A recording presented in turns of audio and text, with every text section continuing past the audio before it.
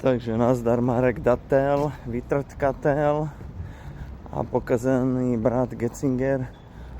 Chcel som ešte jednu vecičku k vašim tréningom. Vaše tréningy sú dosť ubohé. Fú.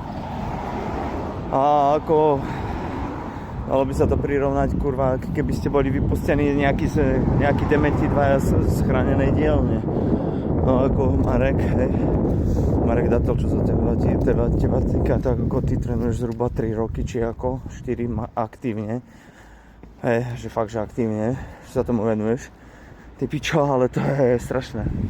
To ja som strašný hnus videl, čo sa týka tvojich tréningov. To je normálne, hej, keby si mal nejakú tú degeneráciu a nejaký to je oné postihnutý, že trošku vyjebaný, vylízaný. Ale tak nevadí. Ja som chcel jednou zamyslieť sa nad svojimi tréningami